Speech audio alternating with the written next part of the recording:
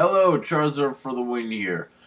Again, in preparation for the new Teenage Mutant Ninja Turtle movie coming out later this year, I think it would make sense to, after I already reviewed the original Turtles movie that they did in the 80s, or the 90s, and now let's talk about the second generation of Turtles stuff that happened, and the TMNT movie from 2007. Okay, I'll try not to talk too long on this one, and yeah. I remember seeing this when it came out. I was kind of hyped about it from the show being pretty popular at that time, and I was a fan of the show, and it was pretty cool then. Anyways, after going back and rewatching it, it doesn't hold up. I think it is pretty good for the most part. Okay, I want to talk about the title. I'm going to jump back and forth here. Anyways, okay, so the title is simply TMNT, which is interesting because normally it would be the Teenage Mutant Ninja Turtles. However, this isn't an origin movie. It's not like a telling of, it's not an introduction of the Turtles. The Turtles were popular enough at this time that if you didn't know what TMNT stood for, you probably shouldn't watch the movie anyways. And so that being said, it takes place a little bit after they defeated the Shredder. And one thing I think this movie does really well is they have the team really broken. The Turtles are not brothers exactly. Leonardo went off to do some training. Raphael and them, they're not being the Ninja Turtles, they're just not really doing much of anything. Donatello and Michelangelo both have really sucky day jobs that they hate, and Raphael sneaks out at night to do vigilante stuff as this, what do they call him, a night watcher or something like that. Anyways, and Leonardo's off in, like, Brazil or something. I think it's kind of cool to have that, to have them start off not being a team and to need to get them back together as a group. Just the main two things wrong with that idea is that one, they didn't really have a good reason for them to be broken up in the first place, and two, there wasn't really a reason for them to get back together. If the Shredder was in the movie, they could have had, actually in the movie, which he's not, they could have had him show that he defeated the Turtles, and then that's why Leonardo left. That's why they're all broken right now. They don't really want to. They don't feel that they're able to face the Shredder. So then, when Leonardo comes back, they would have a reason. Okay, now we need to get together and defeat the Shredder.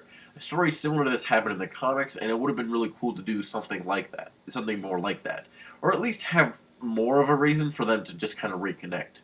Now. The actual story that they do, like the villains and stuff that happens, basically a few thousand years ago or something, there was these ancient warriors that were fighting. They were trying to take over the world. They found this portal to another dimension. It gave them immortality, and oh no, it accidentally made some of the other guys into stone and released these 13 monsters into the world. Now, the 13 monsters, I think, is the problem with this movie. The 13 monsters don't have much relevance to the plot. They just need to collect them before they can open the portal and send everything back to the way it was. But these 13 monsters don't do anything, so there's not really much point in them ever... What is that noise? And them ever existing. Okay, so if the 13 monsters were monsters that we knew from, like, our actual world, like, say, one was the Loch Ness Monster, one was Bigfoot, one was, like, an alien that crashed at Roswell, or something, some cool conspiracy type things like that. I love that shit, and that would have been cool. The 2003 show did some things similar to that, like, in one episode, they found, like, Atlantis, basically, and they had, like, fishmen, which was, like, creatures from the Black Lagoon and mer people, something similar to that, and they did a bunch of other stuff very similar to that as well. If they'd used that kind of idea in these monsters, had them been relating to something recognizable, then we would have believed that they have actually been in our world for thousands of years. Now, they said that they got released in the world 3,000 years ago, and they're not showing up until now. That's why it's dumb, because it's like, okay, there's literally been no presence of these monsters for 3,000 years, or I think it was 3,000 years, so why do they exist at all? And that's why I don't think that portion of the story should be in it at all, because it doesn't really seem relevant. They don't really do anything. I guess a couple of them look kind of cool, but in the end, they really could have been completely cut from the story, making it a little bit better. Now, The other portion of the story is these, I think there's five of them, five or six of these, yeah, five I think there was, of these like immortal epic warriors that get godlike powers and from another dimension and stuff. All that is fine, I think, because in the comics they have all these weird stories where the turtles go to space or they go to this other dimension, they travel through time. A lot of crazy stuff happens in the comics. A lot of it very little to do with the actual turtles themselves. So a story like that happening, it makes perfect sense. I don't know if this story is actually based on anything from the comics, but it's very similar to a lot of stories that are from the comics. So I think it's fine as it is. Now, the other thing they do with this story, which I think is very cool, is the turtles, they're not brothers, and they have to try to reconnect as brothers and stuff. And I think that theme is really great in the movie. One of the things we get a lot of is Leonardo and Raphael having this great rivalry and this great, almost like they do like each other, but Raphael's very angry with Leonardo for him leaving, and Leonardo's trying to reconnect with Raphael and bring the group together. And they have some great arguments, and they do have a really cool fight in this movie as well, which I think was awesome. That stuff, I think, is great. Michelangelo and Donatello basically sidelined in this movie as they kind of were in the original movie, which is okay. Michelangelo's basically comic relief. I guess Donatello did look at something under a microscope that one time, so I guess it's a little bit more use of him than in the 1990 movie, but still they don't do very much, and that's kind of too bad, because they are pretty cool characters. Actually, there was a scene of Michelangelo skateboarding through the sewers, and that looked pretty great. Another thing that's cool is the intro of this movie, which shows the turtles jumping through New York, mostly silhouetted, and it has Lawrence Fishburne narrating. Basically, just doesn't. I don't think he even says the Teenage Mutant Ninja Turtles, but he's just kind of like, "Oh, these are four," because you know who it is. You know who it is. He says, "Oh, they're four turtles. They were mutated. They got trained to be ninjas, and they're teenagers. And they like." I don't know if he said they like pizza. But he did say they were named after the Renaissance artists, and it's just kind of cool, like, how he's like. I really like that intro because it says all the things you know about the Turtles without making it seem like, oh yeah, blah blah blah, exposition, they got mutated by the thing from the canister and did all this stuff and then defeat the Shredder. It doesn't really explain all that, it just shows the stuff you already know, and it almost kind of hints at, like, teases you with the Turtles there. Anyways, I have no idea what I want to talk about now. Okay, I remember. So these ancient warrior guys that are in it, Patrick Stewart plays one of them, which is kind of cool. He's been immortal for a long time, and I like the one shot where it's like, oh, look, he was in Egypt, and he was like a leader there, and then he was like, he was basically like Alexander the Great at one point, and it shows a couple other things about how he was very powerful throughout history. And I like that idea. And he's basically like, oh yeah, this immortality thing is basically a curse. I don't die, and it kind of sucks. So he's like trying to solve this thing to get his people got together. They're gonna not be immortal anymore, and eventually die, which is kind of cool.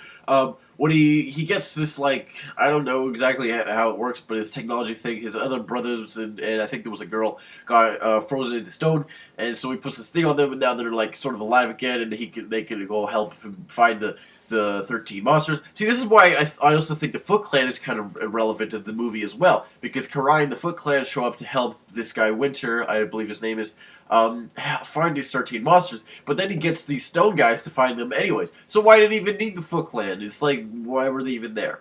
Basically, they don't really do much. They're just there because it's a Teenage Mutant Ninja Turtle movie and you gotta have them. And the main thing they want to tease, that, like, Karai at the end of the movie teases that Shredder could come back, which I think would have been cool if they actually did do a sequel to this movie. But other than that, there's really no point in her being in this movie. And this isn't really the Karai from the 2003 show. This movie doesn't really have much connection with that show, if any. This seems to be the first time that they've met up with Karai at all. Yeah, because they don't seem to know who she is. Anyways, there's not really much point in her being there. She looks kind of cool, I guess, but that's about it. Anyway, like, she is a cool character, but she doesn't really do much in this movie, and the Foot Clan doesn't do much either. Okay, so, the Stone Warriors, they're getting all the monsters and stuff. Anyways, they realize that their old pal Winter wants to make them unimmortal, and they're like, no, we want to be immortal. That's why we did the whole thing. We want to take over the world and stuff, which I think is kind of cool. So they kind of turn on him. And now, I don't know why I think this is cool, but the reason that they have this story happening is it's a parallel to the Turtle story, which is these guys are like a family, and they're kind of broken. Two of the main leader guys are like disagreeing. One of them's like, oh, we need to do this. The other one's like, oh, no, we should do this. And it's like the bad version of what happens with the Turtles. Because the Turtles eventually do reconnect. They all get together.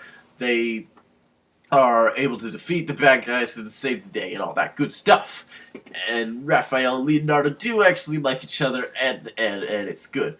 Now, these the Stone Warrior people are like the bad version of what could happen, because the one guy who has that really deep voice, I forget that voice actor's name, but he said fucking everything that's animation, and he voiced the Shredder in the new the 2012 show. Yeah, which is kind of cool actually, because he's in and they're disagreeing, and they kind of end up fighting a bit. Well, not really. They don't actually fight that well. Anyways, that's this whole thing that happens. Okay. And it's kind of like a bad version of what the Turtles thing happened. And I really like the Turtles, that arc with the Turtles having them being broken. Even though it didn't really have much relevance to the plot, I still liked seeing it. Okay. Now, that's, I think, enough reason for those characters to be there. But I still think the 13 Monsters should have been cut completely. Okay, now I want to talk about a little bit about some of the casting. Patrick Stewart plays that one guy, Winter. That's pretty cool. Chris Evans plays Casey Jones. So that's cool. He was Human Torch, Captain America, and Casey Jones. That's like 3 different superhero-type characters. 2 of them being Marvel characters, which is cool. Anyways, good job, Chris Evans. He was pretty cool. Sarah Michelle Gellar, who plays Buffy, played April in this movie. And one thing I like about April in this is she uses a sword and fights things. And that's cool. Okay, the main fights at the end was basically a video game. It was like, wait, I'm watching a Let's Play. That's weird. But anyways, it was kind of cool, but it was basically, okay, looks just like a video game right now. Or the other parts, it did look more like an animated movie. That part at the end was like, okay, this is literally a video game. Anyways, that was less good, but it was still kind of cool, I guess. Anyways, one of the casting, whoever played the Turtles were fine, I guess. I don't really know who any of them were. But, okay, the guy that got to play Splinter is very interesting. They got Mako, who you may know from Avatar The Last Airbender, who played Uncle Iroh. He's awesome in that show, and he's probably one of the best characters in that show as well. It sucks that he died, too, because anyway, point being, I think he was probably miscast in this role. Mostly because whenever I hear him talk, I'm like, hey, listen, it's Iroh. What's he doing in the Turtles movie? That's not it. That's not Splinter. So, the problem, I think, is that Mako has this very... With General Iroh, like, I see too much of that character in Splinter, which doesn't make sense, because Iroh is very much about reserving peace. Even though he was a general in a war, he stopped that. He's basically trying to restore balance, to help restore balance to the world. A lot of the time, he just wants to relax and not fight things. Whereas Splinter, in the comics, Splinter is literally about getting revenge for his master. So Splinter is very pro-violence, not like, oh yeah, violence, you gotta kill stuff, that's the way of the ninja. It's like, yeah, he's more about restoring honor, but restoring honor, if that requires violence, then that's what needs to be done. Then that's what needs to happen. Whereas with Iroh, he's fighting a war. He needs to use violence in that scenario. Whereas Splinter doesn't need to have violence, but that's the way that he chooses to train the Turtles and chooses to work. That's kind of how he does his thing. Which is fine. They're different characters. They're both wise, but they have very different ideals. And so that's why I think Mako doesn't really work in this role. It just kind of feels like he's not really the Splinter that Splinter should be. A different version of Splinter, which doesn't really make much sense with the story. Now, one thing that's kind of dumb in this movie is this Raphael being this night watcher, I think it was. Basically this vigilante who's got like this metal suit. And it's dumb because the Turtles, because Leonardo's like, oh, we gotta stop this vigilante guy. He's being a vigilante. That's dumb. Are you stupid? You're a fucking vigilante, Leonardo. Shut up. It's dumb. The Turtles have always been vigilantes. That's their thing. Casey Jones, one of their best friends, is a vigilante. That's what they do. How can he be like, oh, this guy's just a vigilante, we gotta stop him? No, that's dumb. Because they'd be like, oh, cool, another vigilante's helping us out. Awesome, let's be friends. Let's make a superhero team-up episode. That would be cool. But no, he's dumb about it. They should have just had, maybe if, like, the Night Watcher was, like, totally badass and killed people, that would have been a freaking great story. Then Leonardo would definitely have reason to be like, yo, Raphael, stop fucking killing people. That would have been awesome. I just thought of that now. But obviously, this is a kid's movie, so they can't really do that. But they could have made him go, like, a little more extreme. He was basically doing what the Turtles already did, just disguised as someone else. So they could have had a little more reason for him to, like, for Leonardo to disagree with this Night Watcher character.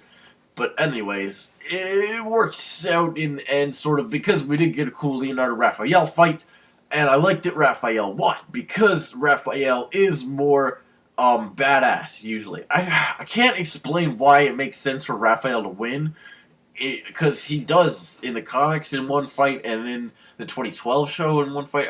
I think maybe I just like Raphael more as a character, and he's just more interested because he's got this anger management problem, where Leonardo is just like a Boy Scout.